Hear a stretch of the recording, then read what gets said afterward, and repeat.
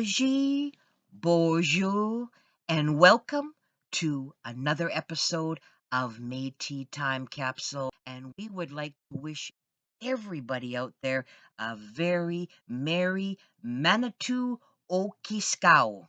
Manito Okisikaw. And for all of you out there trying to learn Michif, Manito Okisikaw is Christmas in Michif. And of course, you're with your host, Alexandria Anthony. And Christmas, the holidays, is such a very, very special time for me. I can close my eyes and I can visualize and I can even smell the smell of fresh bread coming out of the oven, and I can hear the laughter, the children playing. But most importantly, folks, I remember the storytelling. And I think as a child growing up, going to my grandparents' home in St. Rose du Lac, the stories really left an impression on me, and I found it very important for all of us to preserve our stories. And that's one thing that the colonial government really cannot take away from us. They cannot take our stories away from us, and our stories really honoring the ancestors. And it's very important that we, as Métis, we tell our stories because they are our stories. And Christmas is a wonderful tradition of being with family, friends, your community, in a sense of community and kinship. And it's a special time where we can really express our proud Métis culture and our love of family. We Métis celebrate a time of togetherness and the celebration again of family, friends, kinship, and community.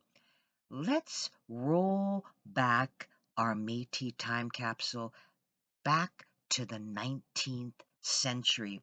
And in the 19th century, the Christmas and New Year period was the main festive season in the Red River, with activities lasting over 10 days to 2 weeks. And a really good example of this is given by Norbert Welsh in his book, The Last Buffalo Hunter. And if you can get a copy of that book, I would really, it's a good opportunity to read, and it's a really, really good book. In his narrative, Welsh said that at New Year's, and this is back in 1865, they had a good time. And I quote, "We would dance the old time dances and the Red River jig, reel of 4, reel of 8, double jig, strip the willow, rabbit chase, tucker circle, drops of brandy, and all the half-breed dances. There were always lots of fiddlers. Nearly every man could play the fiddle. Then we would go to another family.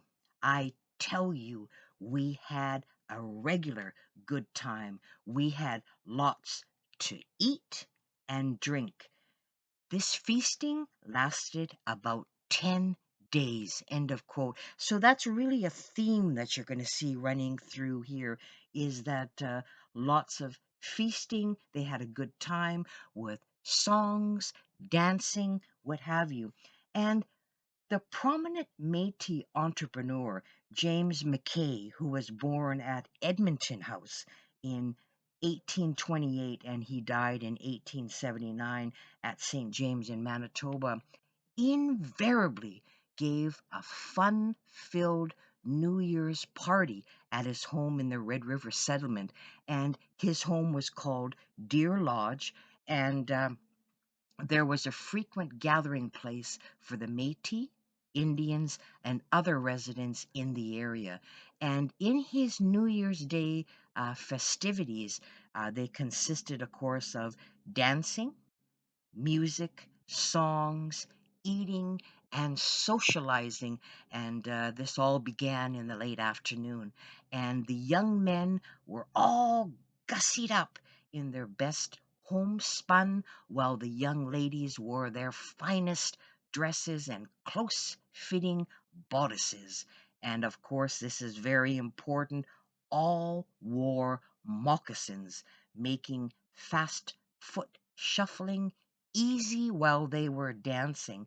So, also in an article titled Red River New Year, historian Margaret A. McLeod wrote that when the dance at McKay's home began, and four fiddlers played in relays of two to give the exhausted ones a chance to recover, and four sets for the square dance formed in that big room, and to the music, of course, of the Buffalo Girl or Soldier's Joy, they were all off at the dancing in earnest, and a late supper was served while the spirited dancing carried long into the night.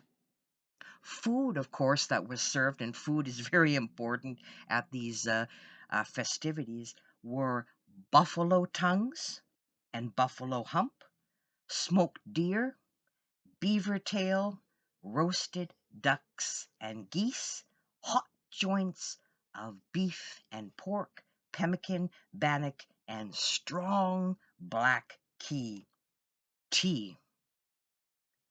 strong black tea.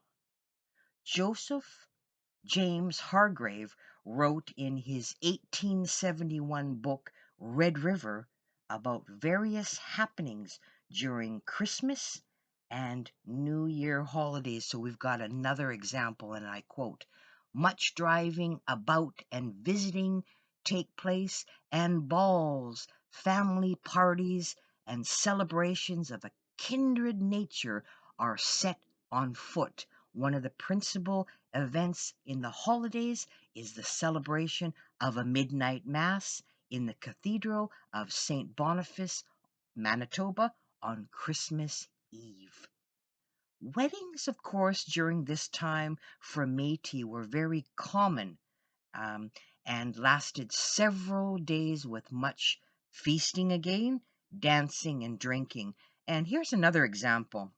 The son of Cuthbert Grant Jr. was married to a Métis girl at St. Francis Xavier in Manitoba in 1843, and as quoted in the spring 1961 issue of Beaver magazine, Robert Clouston, a guest at the wedding, wrote in an 1843 letter, and I quote: we reached Mr. Grant's about 12 o'clock and found them all dancing, Mr. Grant himself in that happy state which is sometimes called glorious.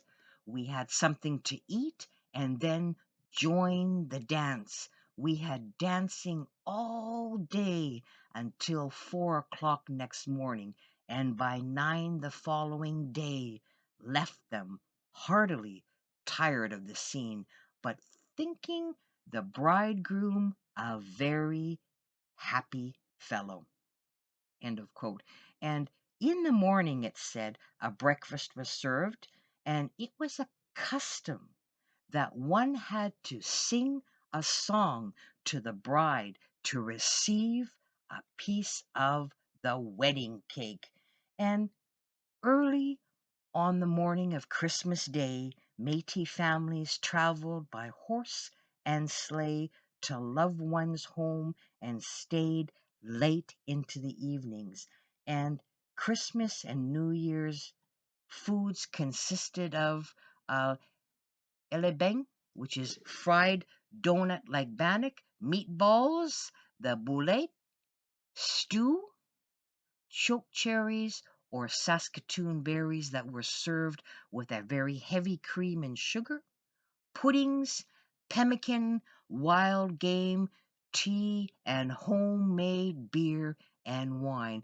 And also, Christmas was a very religious event for Métis. New Year's was a grand social celebration.